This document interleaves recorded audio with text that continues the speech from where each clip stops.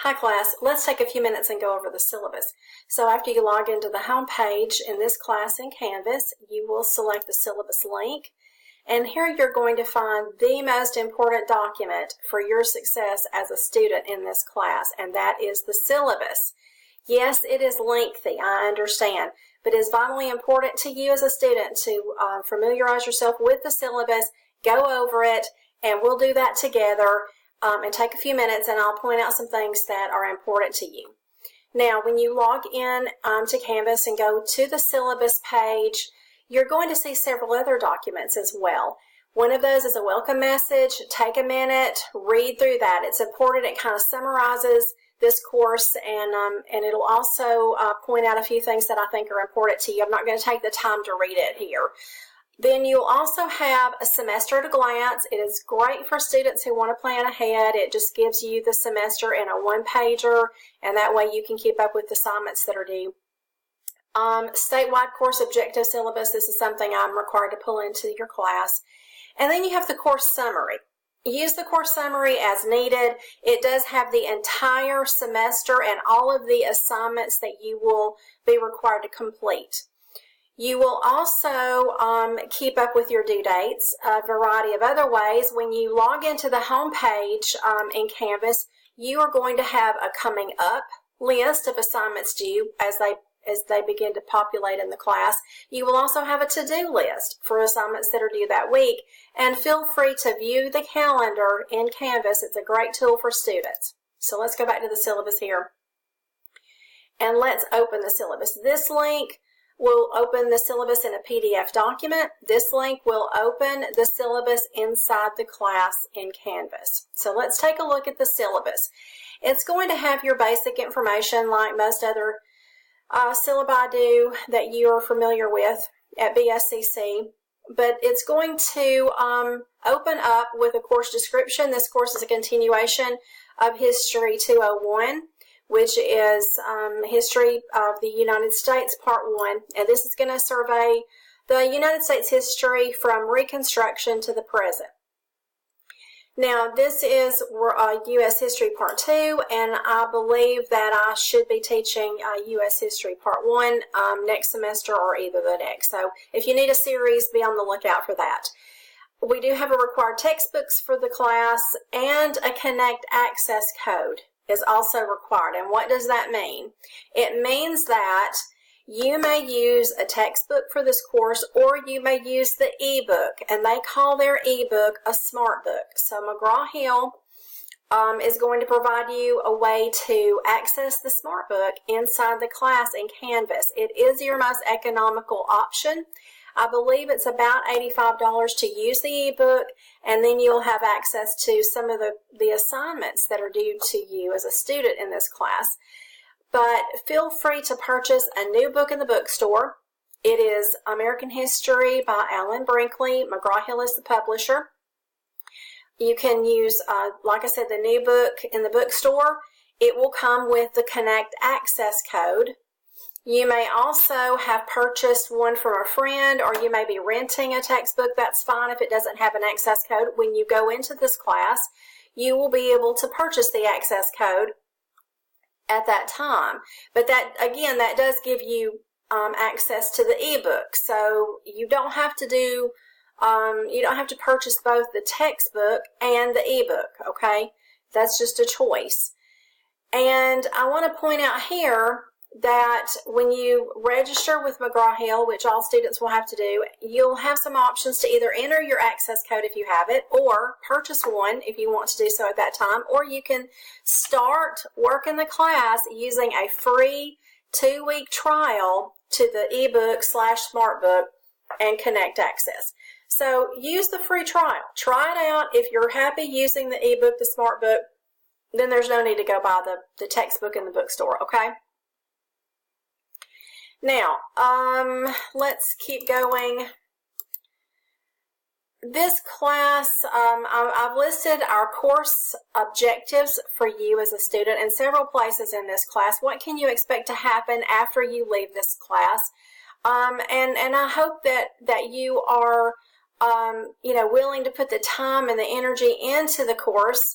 I believe that it's a partnership. Any class that you take is a partnership between you and the instructor. So let's take a look at your course objectives just for a moment.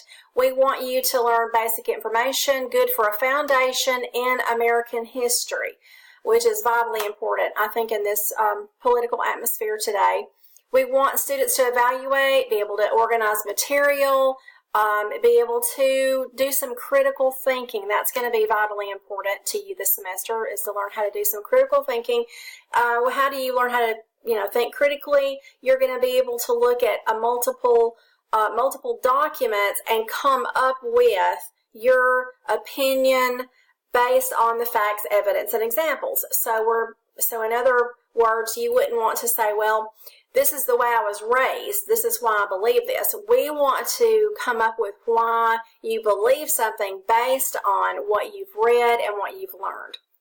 And we want students to see the relevance of history to the present and to promote perspective and understanding contemporary problems. And really, we want this to be interesting.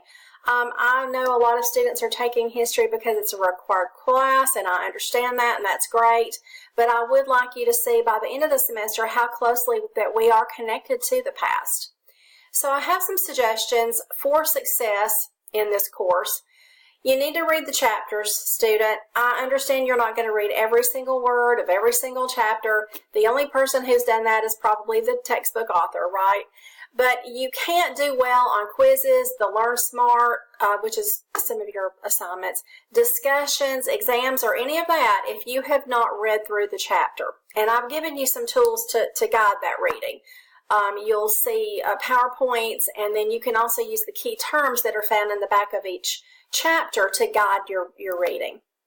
Do not wait until the last hour of the last day to submit assignments. I cannot stress this enough, students. If you don't get anything else out of this conversation about the syllabus, please note that if you wait until the last minute of the last day to submit work, you're not going to have time to correct issues that can arise.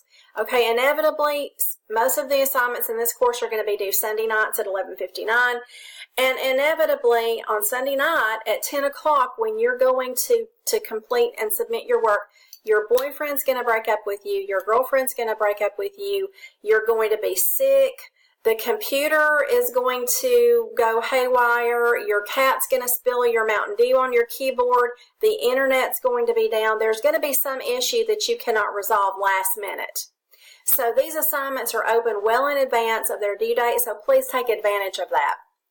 Spend time each week in the class. If this were a live course, you would go to class for a few hours each week and then spend some time preparing or studying for that course. And it's the same thing with an online course. I don't expect you to be in the class every day, but you do need to create a schedule and stick with it. Class communication. I'm fairly prompt in responding to students. But I typically do not respond on the weekends unless there's something going on the weekend. I would prefer that students communicate with me by using the Canvas inbox. And the Canvas inbox is located here. You will select it and send me a message, and it'll come out to my email. I'll respond to you. It'll come back to your email. So let's communicate that way if you would please use the Canvas inbox. And read through that. Grades. Students want to know how they're going to make a grade. Everybody that's in the class watching this video today, you're going to make an A, right? Okay, I'll tell you how you can make an A. You can make an A by completing the classwork and performing well. I have listed all of the assignments in this class in the syllabus and the points that will be assigned to those assignments. My assignments are not weighted, but Canvas does a great job of averaging and keeping a running average of your grade in the class. If you do not submit work, you will have a 0 averaged in at some point in time for that assignment. So it's important, if you want to do well, to do the work.